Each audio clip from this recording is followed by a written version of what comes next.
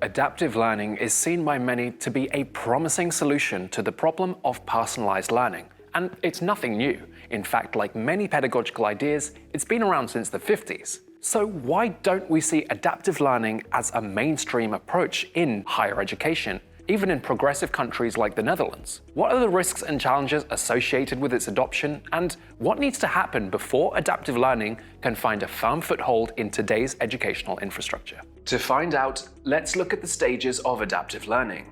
Let's begin with the idea of hosting a learning experience. Here we need a so-called programmatic environment, more than just a space for accessing and submitting work online, but one where analytics and customization are robust, allowing us to oversee the variety of learning trajectories. That requires a good setup of learning insights, but also a scaffold for actually judging the performance of students. So that really provides a clear picture of who needs help and who may need an extra challenge.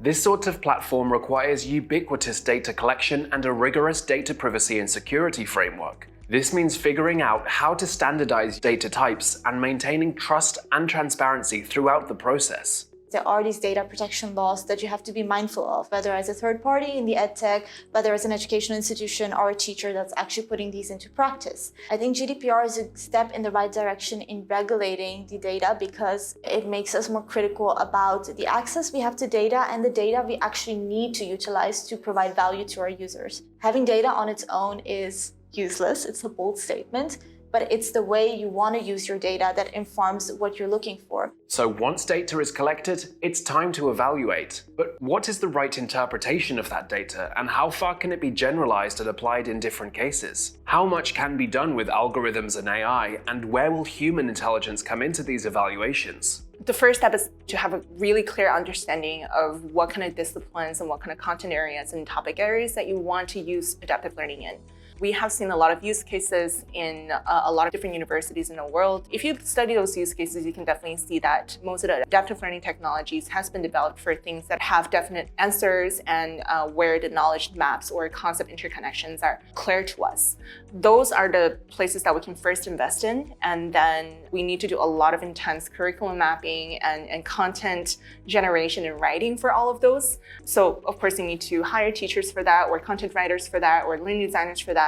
And you also need to look at the different ways in which you can actually use adaptive learning. Let's think about the archive of content or the content library that's needed to tailor these learning journeys. Generating this content can be a challenge for institutions, and so much quality material already exists. Interactivity with this material is another important element, as active participation greatly contributes to learning. So actually you see a very interesting trend of many content providers actually trying to adapt their content into an adaptive technology. So we know that it's a trend that's very popular, and for example, Pearson or Khan Academy, I think are probably the most popular examples at the moment. So Khan Academy, of course, started with YouTube videos. They're now developing their own adaptive technology with classroom teachers so that the classroom teachers can spend more time in their classroom attending to individual needs and leave the lower order skills to be developed and the tasks to be distributed to their students in their own time. So lastly, deciding on and prescribing adaptations. What role will learning algorithms play, and what are the ethical considerations? Getting this right means keeping humans in the loop while data-driven decisions are being made. We have some technology that can help us see what the teachers see, and then giving the content to those students, it becomes easier for teachers to deliver the content to a larger cohort and in turn scale their learning and teaching to a larger population. The promise of adaptive learning is something that's really exciting. It promises that every student gets a learning journey that works best for them. And that's why we invest heavily in this cooperation with universities, with colleges and other types of educational institutions to make sure that whenever we come out with a solution, it's been tried and tested and it actually works to improve education. I think there's a couple of things we need to figure out between educational institutions and edtech providers and content providers and publishers. So all these puzzle pieces are getting into place, and I think it's just a matter of time before we see this really taking off. People have been saying this for 20 years or more.